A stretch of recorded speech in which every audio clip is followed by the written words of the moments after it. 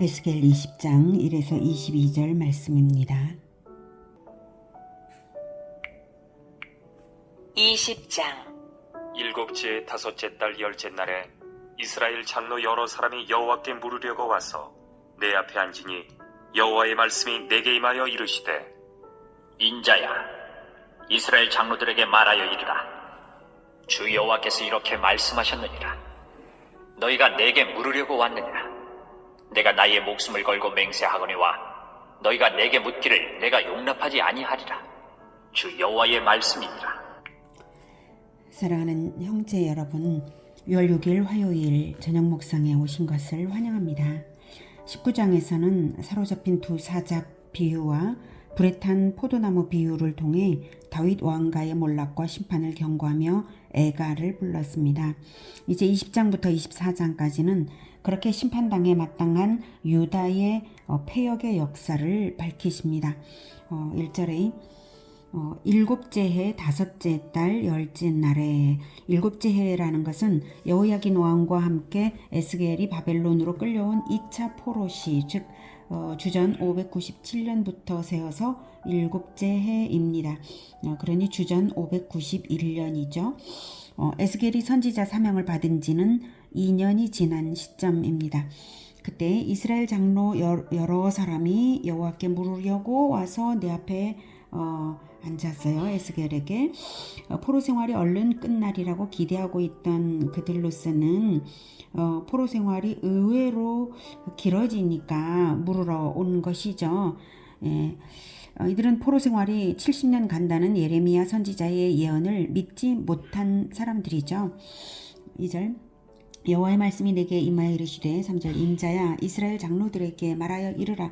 주 여호와께서 이렇게 말씀하셨느니라. 너희가 내게 물으려고 왔느냐? 내가 나의 목숨을 걸고 맹세하거니와 너희가 내게 묻기를 내가 용납하지 아니하리라. 주 여호와의 말씀이니라. 선지자를 통하여 이미 선포하신 말씀은 믿지를 않고 그들이 죄에 대한 회개도 없으며 여전히 이기적인 동기로 당장의 안위를 위하여 미래를 묻는 것은 점술사에게 찾아가는 것이나 다를 바가 없는 것입니다. 그런 태도로는 하나님을 찾으면 하나님께서 응답을 주실 리는 없죠. 자, 그래서 4절부터 하나님은 계속 말씀하십니다. 인자야, 내가 그들을 심판하려느냐? 내가 그들을 심판하려느냐? 너는 그들에게 그들의 조상들의 가증한 일을 알게 하여 이르라. 주 여호와께서 이같이 말씀하셨느니라.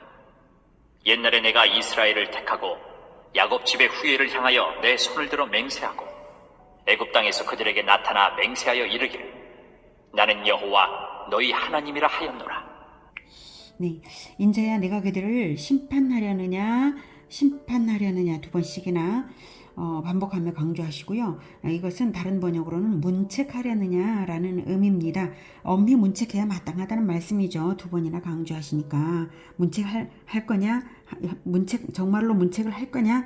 그렇다면 이렇게 말해라. 반드시 그렇게 말해라 이 뜻이죠. 그러니까 자, 그들을 심판하려느냐? 자, 그들은 직접적으로는 여기에 지금 에스겔 앞에 물으러 온 장로들인데요.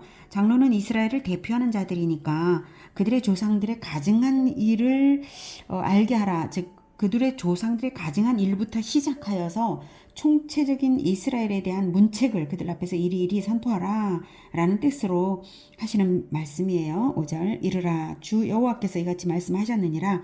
옛날에 내가 이스라엘을 택하고 야곱 집의 후예를 향하여 내 손을 들어 맹세하고, 즉 야곱 집의 후예, 지금 너희들에게까지 향하여서 내가 내 손을 들어 맹세했다 이 뜻이에요.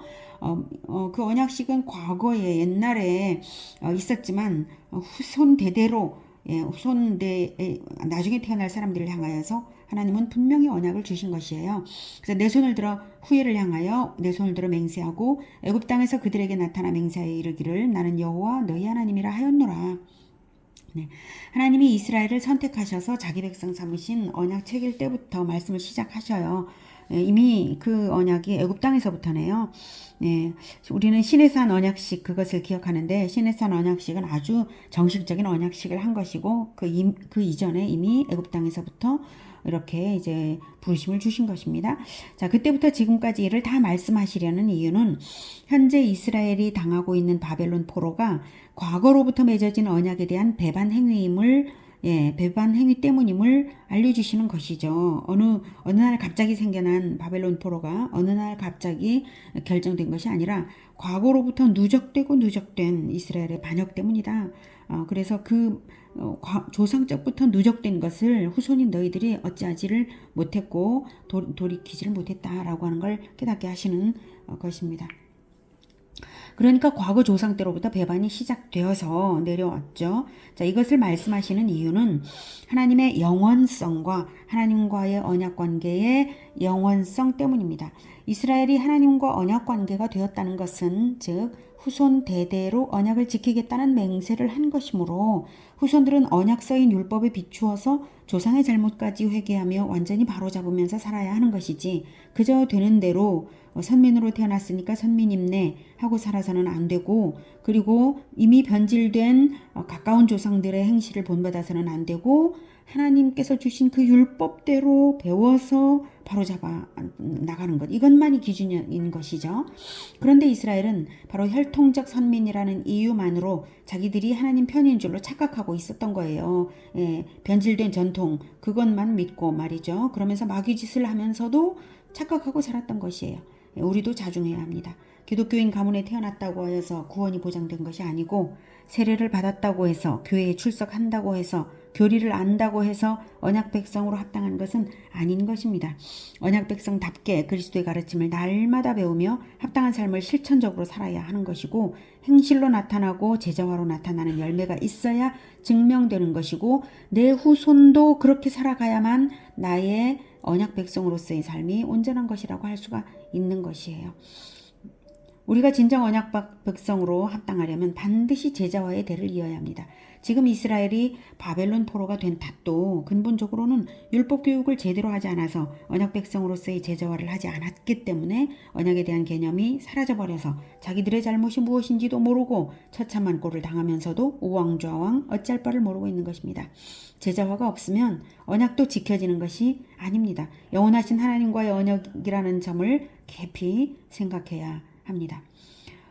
그런데 언행은 이기적인 동기로 가득 차 있으면서 이기적인 동기로 하나님께 민족의 당장의 향방을 물으러 온 이들 장로들은 점장에게 가는 기분으로 에스겔을 찾아온 것이에요. 하나님의 다스림을 받는 나라를 대대로 세우는 데에 관심이 있는 것이 아니라 자기들의 당장의 안위를 보장해줄 정치적 독립을 원하는 것이죠. 동기가 완전 다른 것입니다. 하나님의 다스림을 받는 나라를 대대로 세우는 데에 관심이 있다면 그 포로지인 바벨론에서 어떻게든 다시 새롭게 우리가 신앙개혁을 해보자 이래야 되는 거예요. 근데 그런 것이 아니라 정치적인 것만 관심이 있어요. 자, 그래서 하나님은 언약을 맺던 그 옛날부터 너희들의 동기가 늘 이기적이었다고 하나님의 뜻을 이루도록 하나님의 가르침으로 다스려지는 데에 관심 없었다고 그 역사적 증거들이 바로 이런 것들이라고 그래서 지금 너희들 신세가 그 모양인 것이라고 말씀을 시작하시는 것입니다. 그래서 쭉 과거로부터 너희들이 이랬다 이 말씀을 하셔요. 자, 6절부터 그날에 내가 내 손을 들어 그들에게 맹세하기를 애굽 땅에서 인도하여 내어 그들을 위하여 찾아두었던 땅 곧 젖과 꿀이 흐르는 땅이요 모든 땅 중에 아름다운 곳에 이르게 하리라 하고 또 그들에게 이르기를 너희는 눈을 끄는 바 가증한 것을 각기 버리고 애굽의 우상들로 말미암아 스스로 더럽히지 말라.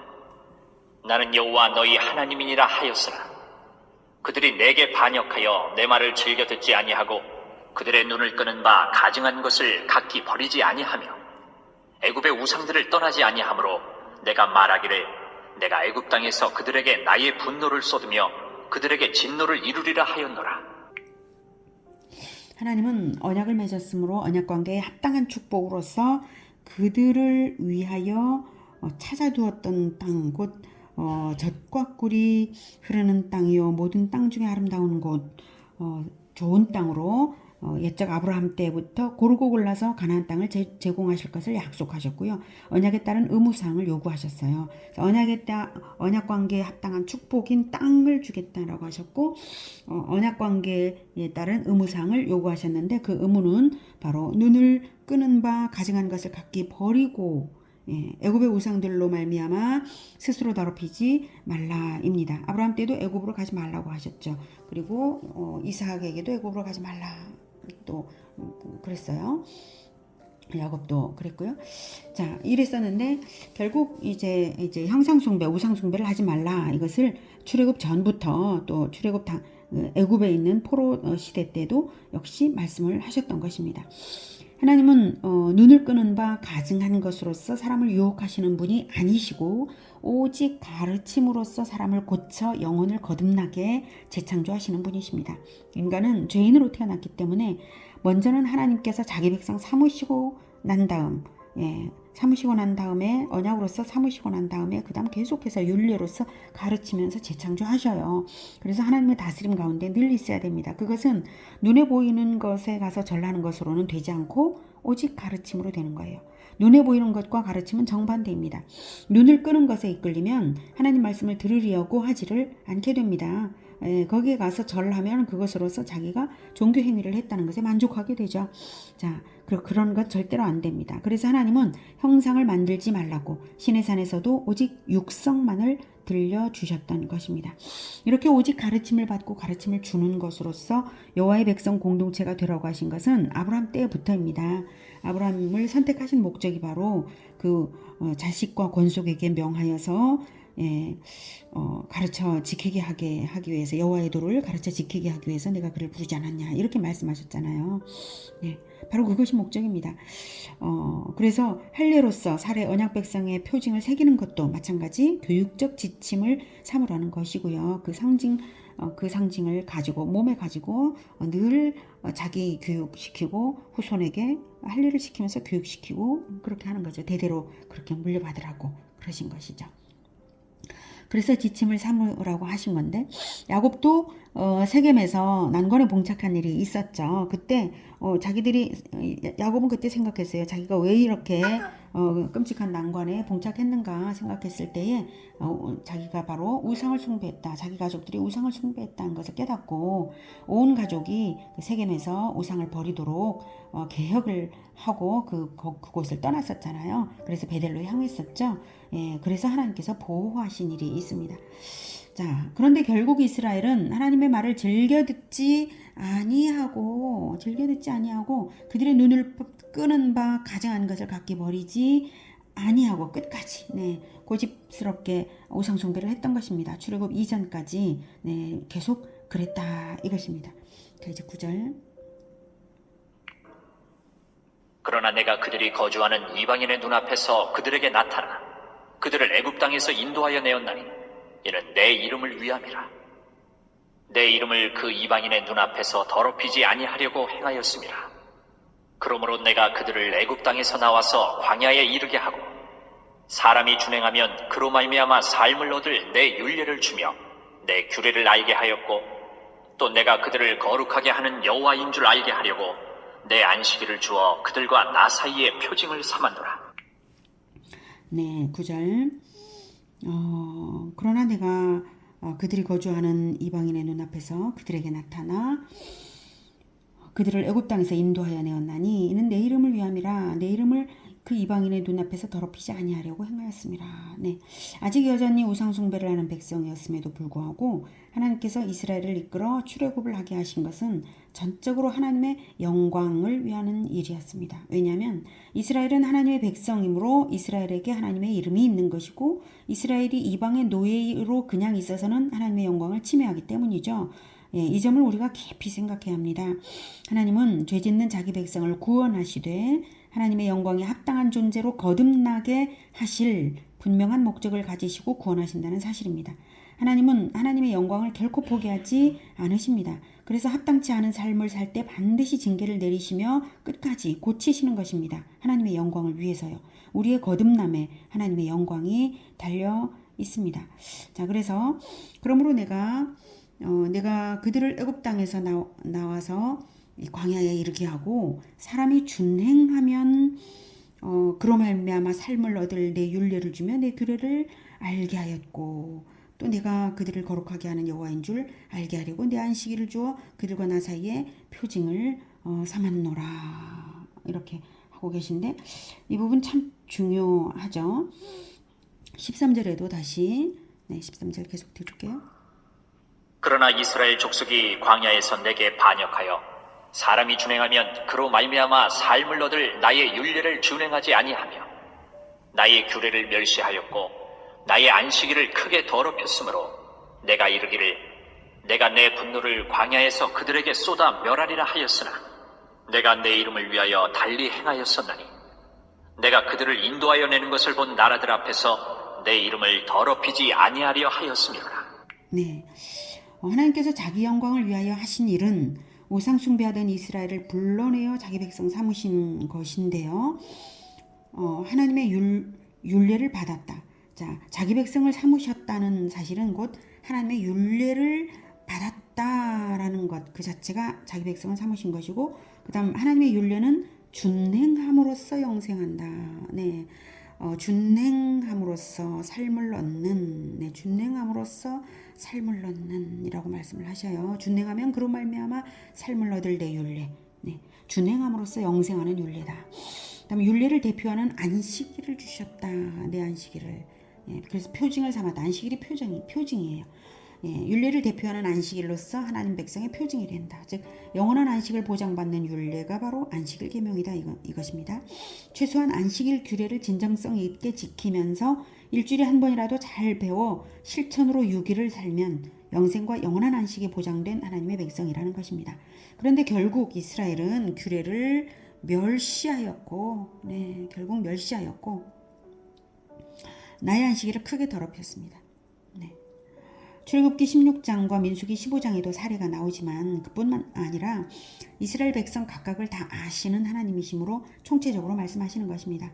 행위적으로는 안식일에 노동을 안 했기 때문에 안식일을 지켰어 이렇게 생각할지 몰라도 우상 숭배를 하는 자라면 이미 안식일 계명을 어긴 것과 다름없죠. 안식일 계명은 율법 전체를 대표하는 것입니다. 일상생활이 다 더럽혀졌고 회개가 없으므로 안식일은 더럽혀진 것입니다. 그래서 하나님께서 분노를 광야에서 그들에게 쏟아 멸하리라 하였으나, 예, 내가 내 이름을 위하여 달리 행하였었나니 내 이름을 위하여 내가 그들을 인도하여 내는 것을 본 나라들 앞에서 내 이름을 더럽히지 아니하려 하였음이로라. 네. 이스라엘이 광야에서 금송아지를 숭배했던 사건을 말씀하시는 것인데요. 그때 진멸을 하려고 하셨으나 모세가 중보기도를 하기를 하나님의 이름을 위하여 죄를 사해달라고, 이스라엘을 용서해달라고, 자기 이름을 생명책에서 지우는 한이 있더라도 이 백성을 위해 간구하노라고 간곡히 기도를 했어요. 그래서 그때 하나님께서 받아주셨던 그 사건입니다. 내가 내 이름을 위하여 바로 여기서 우리가 인생을 성공적으로 살고자 할 때 어떤 목적으로 살 것인가 힌트가 있습니다. 그것은 바로 하나님의 이름을 위하여, 하나님의 영광을 위하여 살 때 반드시 인생을 성공적으로 살 수 있다는 것입니다. 우리 자신의 인생이 주 예수님을 본받아 하나님의 자녀임을 나타내는 삶을 살면 그것이 하나님께 영광입니다. 바로 그 목적으로 살 때 인생은 성공입니다. 하나님께서 반역하는 이스라엘을 섣불리 멸하지 않으셨던 이유가 그것이니 하나님의 영광을 나타내는 인생을 얼마나 귀히 보시겠습니까? 15절. 또 내가 내 손을 들어 광야에서 그들에게 맹세하기를 내가 그들에게 허락한 땅, 곧 젖과 꿀이 흐르는 땅이요 모든 땅 중에 아름다운 곳으로 그들을 인도하여 드리지 아니하리라 한 것은 그들이 마음으로 우상을 따라 나의 규례를 업신여기며 나의 율례를 행하지 아니하며 나의 안식일을 더럽혔습니다. 그러나 내가 그들을 아껴서 광야에서 멸하여 아주 없이 하지 아니하였었노라. 내가 광야에서 그들의 자손에게 이르기를 너희 조상들의 율례를 따르지 말며 그 규례를 지키지 말며 그 우상들로 말미암아 스스로 더럽히지 말라. 나는 여호와 너희 하나님이라. 너희는 나의 율례를 따르며 나의 규례를 지켜 행하고 또 나의 안식일을 거룩하게 할지어다. 이것이 나와 너희 사이의 표징이 되어 내가 여호와 너희 하나님인 줄을 너희가 알게 하리라 하였노라. 그러나 그들의 자손이 내게 반역하여 사람이 지켜 행하면 그로 말미암아 삶을 얻을 나의 율례를 따르지 아니하며 나의 규례를 지켜 행하지 아니하였고 나의 안식일을 더럽힌지라. 이에 내가 이르기를 내가 광야에서 그들에게 내 분노를 쏟으며 그들에게 내 진노를 이루리라 하였으나 내가 내 이름을 위하여 내 손을 막아 달리 행하였나니 내가 그들을 인도하여 내는 것을 본 여러 나라 앞에서 내 이름을 더럽히지 아니하려 하였음이로라.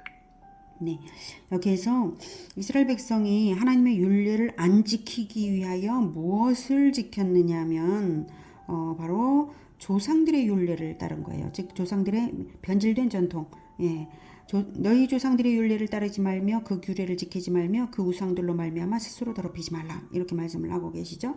그러니까 조상들이 이스라엘의 조상들이 바로 변질된 그 종교 행위를 했던 것이죠. 하나님을 섬긴다고 하면서 사실은 우상 숭배를 했던 그런 그 잘못된 전통을 후손들에게 가르치고 있었던 것이에요. 그래서 그것을 따르지 말라 했는데 결국 그 변질된 대로 이스라엘은 결국 하나님의 조상들의 율례를 따라서 하나님의 율례를 버린 것입니다. 자, 그것을 말씀하시고요. 15절에 이제 또 내가 내 손을 들어 광야에서 그들에게 맹세하기를 내가 그들에게 허락한 땅 곧 젖과 꿀이 흐르는 땅이요 모든 땅 중에 아름다운 곳으로 그들을 인도하여 드리지 아니하리라 한 것은 이 의미는 언약으로 주시겠다고 맹세했던 그 땅을 안 주겠다 이렇게 하신 것은 언약 파기라는 것이죠. 너희들이 언약 파기이기 때문에 나도 안 줘 이렇게 하시는 거예요. 이것이 두 번 있었는데요. 시내 광야에서 금송아지 우상 숭배를 했던 때와 가데스 바네아에서 가나안 정복을 거부했던 때입니다. 둘 다 명백한 언약 파기 행위들이었죠. 그런데 이 두 번 다 하나님께서는 이제 용서를 하시는데 그 이유가 바로 내가 내 이름을 위하여 22절 내 이름을 위하여 내 손을 막아 달리 행하였나니 내가 그들을 인도하여 내는 것을 본 여러 나라 앞에서 내 이름을 더럽히지 아니하려 하였음이로라 하십니다. 하나님의 이름을 위하시는 것을 매우 강조하시고 하나님의 이름을 위하여서 참으셨기 때문에 이 기회, 즉 회개의 기회를 주신 거예요. 그래서 하나님의 이름을 위하여 사는 백성들로 변화되었다면 하나님께 온전히 언약 백성으로 돌아갈 수 있었는데 말이죠. 자, 여러분 사랑하고 언약을 맺었으면 상대방의 영광을 위해서 살아야 합니다. 왜냐하면 언약이란 당신을 대신하겠노라 하는 뜻이거든요. 연합이잖아요. 영원하시고 거룩하신 하나님과의 언약은 반드시 영원히 대대로 가야 하고요. 반드시 거룩을 유지해야 하는 것입니다. 언약이란 연합이니까 하나님과 연합하는 거예요. 우리는 유한한 존재인데 영원하신 하나님과 연합했다. 이거 너무너무 놀라운 거 아닙니까? 어떻게 영원하신 하나님과 연합을 할 수가 있는가? 그것은 대대로 언약 교육, 율법 교육, 말씀 교육을 계속해서 해야 된다는 것이죠. 그리고 거룩하신 하나님, 우리는 타고나기를 죄인으로 타고났는데 하나님은 거룩하신 하나님이신데 그 거룩하신 하나님과 연합됐어요. 언약으로. 어떻게 해야 되겠습니까? 계속해서 거룩을 유지하기 위해서 쇄신해야죠. 말씀으로 늘 우리는 말씀으로 자기를 거룩하게 씻어야 되고 성령의 인도하심을 늘 받아야 되고요. 그래야 합니다. 날마다 죄를 씻어야 하고요. 이것이 계속 유지되어야 합니다. 나 혼자만 아니라 대대로 가야만 하나님께 언약을 지키는 것입니다. 하나님과의 언약 관계라고 하는 것은 이 두 가지가 반드시 지켜져야 합니다. 우리가 예수 그리스도의 피로 언약 백성이 되었습니다. 예수님의 이름으로 회개할 수 있는 길이 주어져 있고 성령께서 인도하시며 거룩한 길 가게 하십니다. 그러므로 우리는 하나님의 영광을 위하는 삶을 살 수 있습니다. 우리가 포기하지만 않는다면 말입니다. 하나님의 이름이 기록된 인생, 하나님의 서명이 되어 있는 영혼입니다. 하나님의 서명이 되어서 보증하시는 그런 인생 살라고 예수님이 피를 뿌리신 영혼들이 바로 우리입니다. 구약 선민 이스라엘처럼 하지 말라고 신약 주셨고요. 새 시대에 부르심받은 우리들입니다. 부디 거룩과 제자화로서 하나님의 이름만을 위하여 살아가는 우리 모두가 되기를 기원합니다. 기도하겠습니다. 하나님, 우리의 영혼에 하나님의 이름이 서명이 되었습니다. 정말로 감사합니다. 그런데 그 서명에 합당하게 우리가 살아야 하는데 그러지 못했던 모든 순간들을 주님 불쌍히 여기시고 용서하여 주시옵소서. 다시 한번 예수 그리스도의 보혈로 우리를 덮으사 깨끗하게 하시고 우리를 다시 쇄신시켜 주시기를 원합니다. 성령께서 붙들어 주시고 우리의 잘못을 늘 깨닫게 하시고 늘 날마다 새롭게 거듭나게 하여 주시옵소서. 날마다 하나님의 말씀을 배워서 늘 하나님의 영광을 위하여 하나님의 이름, 영광스러운 이름에 합당한 그러한 삶을 날마다 살 수 있도록 도와주시옵소서. 그래서 진정 하나님의 영광이 되게 하여 주사 하나님께 참으로 하나님께서 기뻐 받으시는 그러한 이 공동체가 될 수 있게 대대로 주님 축복을 내려 주시고 은혜로 인도하여 주시옵소서. 예수 그리스도 이름으로 기도드립니다. 아멘. 이어지는 시간은 개인 기도 시간입니다.